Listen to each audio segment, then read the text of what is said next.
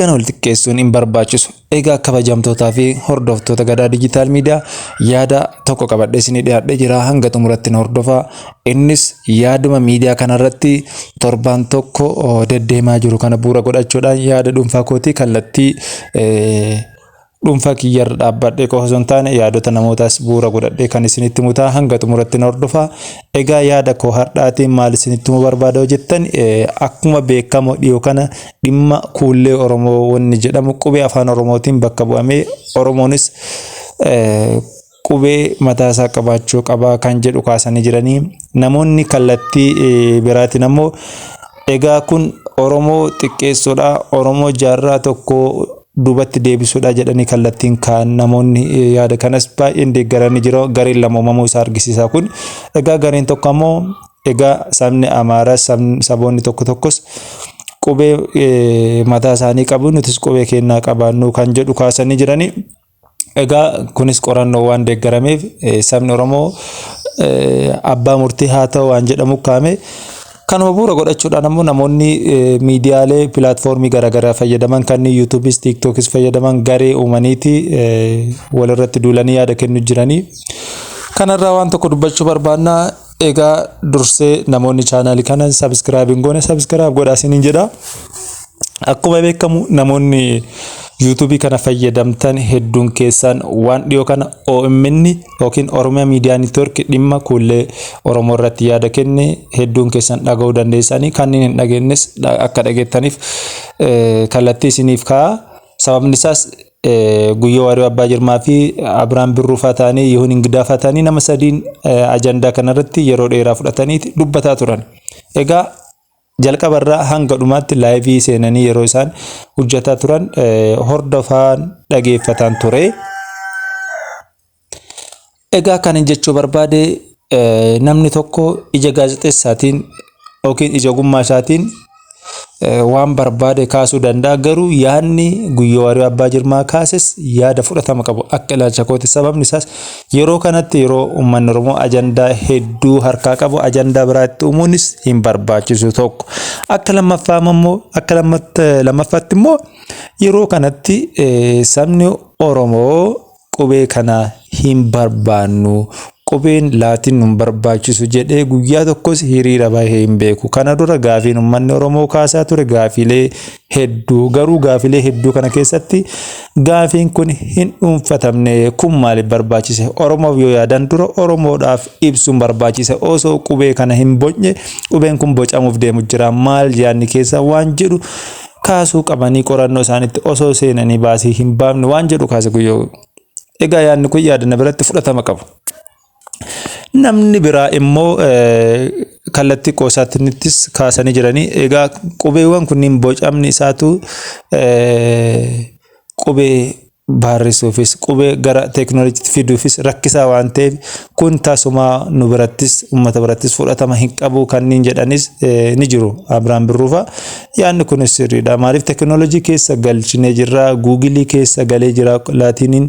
Egaa hojiin hojjetamaa ture, baasiin itti baa ture baay'eedha. Yeroo dhiyoos qulqullina guutuutti haa qabaatu baatus guugilii keessa seentee ilaalte hadha Google Translation jechuudha. Jijjiirra qooqa afaan irratti afaan Oromoo afaanota addunyaa kana keessaa carraa argatee Afrikaa keessaa afaanota muraasa kan carraa argatanii afaan Sumaalee, afaan Tigireenyaa yookiin afaan Tigiriffaa, afaan Oromoo fudhachuu dandeenya. Kunniin carraa argatanii jiran. Carraa kana keessa seennee jirra. Kana hunda dhabnee duubatti of deebisuu ta'a. Jaarraa 100 boodatti of deebisuu ta'a. Nuuf salphina. Jaarraa 20 kana keessatti Oromoon qubee afaan Oromoo haaraa bocatee jechuun salphina guddaadha jedhanii namoonni kaasanis ni jiru. Yaadni kunis yaada fudhatama qabu. Egaa gareen faallaa yaada kana qeeqan maal jedhu nama tokko kaasa. YouTube kanarratti namni Hamza Sheikh Jabir jedhamu akkuma beekamu YouTube kanarratti nama subscribe guddaa qabu 162 akkas qaba. Yaadni inni kaase dhugaa dubbachuudha. Yaada na bira fudhatama qabu miti. Egaa personally Guyyoo Waariyoo haasaa isaarratti osoo dongoraayyuu qabaate karaa onlaayiniitiin maaf kana jette akkamitti kana jette jedhanii dubbisuun barbaachisaa osoo ta'ee jiru miidiyaa irratti banii akkaataa argaa jirtan kanaan fudhatanii dubbisuun baay'ee fudhataman qabu na biratti. Egaa yaadni inni ittiin qeeqaa jirus yaada argaa jirtan kana iskiriinshoot godhaniiti waan inni dubbate fudhatanii akka waan inni ilmaan ituun baana yookiin ilma Harargee irratti bahuu jirutti Oromoo kan qooduuf yaadaa jiru Guyyoo Waariyoo Abbaa Jirmaa osoo hin taane Hamzaa Sheek Jaabir akka ta'e uummanni keenya hubachuu qaba. Kanneen birootis sirriidha. YouTube kanarratti garee uumanii hojjetaa jiran sirrii miti irraa deebaasiniin jedha. Oominni namni dorgomus qaamni dorgomus dhaabbanni dorgomus ammaaf akka ilaalcha kootti hin jiru. Sababni isaas hojiin Oromiyaa Miidiyaa Neetwoork hojjete dhageetti guddaa argatee uummataan jaalatamee deeggarsa uummataatiin as ga'ee jira.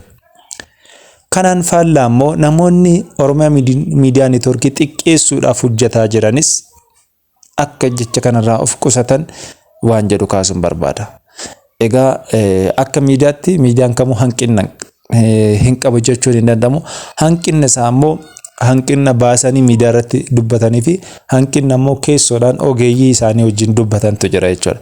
Egaa akka sabaatti yookiin akka Oromootti miidiyaa baay'ee nu barbaachisa. Miidiyaaleen jiran hedduudha. Egaa Oromiyaa Broadcast Network yookiin OBNs fudhachuu dandeenya. Qabiyyeen OBN hojjetaa jiru guutumaan guututti gaarii miti jechuus hin dandeenyu. Kanneen baay'ee na hawwatanii fi akka namoota hedduus hawwatan kanneen ta'an ni jiru. Fakkeenyaaf Caayaa fudhachuu dandeenya. Anwar Jamaal kan hojjetu. Egaa yeroo baay'ee komii uummataa karaa ittiin saaxilee hojjetaa jira. Egaa miidiyaalee caljibne maqaa isaa qofaaf qeeqoo osoo hin taane miidiyaa qabnu jajjabeeffachuu qabna. Miidiyaa tokko gaafa qeeqnus gaafa janyus sababa wajjin ta'uu qaba jechuu barbaadeeti. Akka miidiyaatti yeroo qeeqnus olbaanii miidiyaa irratti olbaanii miidiyaa waan firiidamii nuu kenneef yuutuubii waan qabnuuf yookiin tiiktookii waan fayyadamnuuf olbaanii miidiyaa qeeqoo osoo hin taane miidiyaa kana qeeqe bu'aan isaa maalidha? Yoo arrabsamoo arrabsoo kana booda maaltu dhufa waan jedhu adda baasuun murteessaadha. Egaa Oromiyaa Miidiyaa Neetwoorkiin gargaarsa dura qabaatee uummata irraa dhabe qilleensa irraa yeroof dhaabbachuu danda'a. Kun akka hin taane maal gochuu qabna? Wal tiriit gochuu qabnaadha yaadni koo. Egaa namni Hamzaa Sheek Jaabir jedhamus nama guddaadha. Yeroo dubbattan ija nama guddaatiin ija ilaaf ilaameetiin ija nama waa hubachuu danda'e waa hubachiisuu danda'uun osoo dubbannee waan jedhu qaba. Kanaan alatti kallatti maankaaneetti Oromiyaa Miidiyaa Neetwoorkiin kana miidiyaan uummata keenya bakka bu'ee jiru jennee haasaa nama tokkootiin osoo guyyoon doongore anamma inni doongore hin jedhu sababni isaa yaadni isaa dhugaadha waan ta'eef dura isinitti himaa ture akkas ta'uun qabu jechuun barbaada. Kanaan alatti lafumaa kaaneetti miidiyaan tokko haasa guyyaa tokkootiin sagantaa qabiyyee guyyaa isaa daqiiqaa 30-40tiin miidiyaa kaleessa gargaaraa turteettaatis abdiin qaba. Kana miidiyaan uummata bakka bu'ee jiru jenneetti hamilee gaazexeessota hamilee sabaa buusuu hin qabnu waan jedhu qaba. Egaa iddoo gaazexeessaa sanii fi iddoo miidiyaa kanaa fi aarsaa namatti baasee bakka buutee teessee jiraatte uf laalte akka amma dubbataa jirru kana hin dubbannu. Miidiyaan hanqina qabaachuu danda'a. Miidiyaan hanqina soo qabaat akkaataa ittiin qeeqantu jira jechuudha. Miidiyaa keetti afaan keetiin dubbataa jira siif dubbataa jira waan ta'eef. Kanaafuu miidiyaalee yeroo qeeqnus yeroo hamilee kennuunis sababa wajjin ta'uu qabu waan jedhu kaasuu fi egaa haasaa Guyyoo Abbaa Jirmaa dubbattes deemaatee Oromiyaa Miidiyaa Neetwoorkii sagantaa qubee irratti kan hojjete deema ilaalaa. Egaa gabaraatiinis haasaa yuutuubii Hamzaa Sheek Jaabir jedhamus daawwadhaati kompeer godha yoo doongore naaf qolchaa isin jechuu barbaada. Horaa bulaa namoonni subscribe goone chaaleen kan subscribe godhaate ammas yaada giddu galeessa fudhannee irraa dubbachuun dhiibnu dhugaa irra dhaabbannee dhugaaf qabsoonnaa horaa bulaa deebanaa.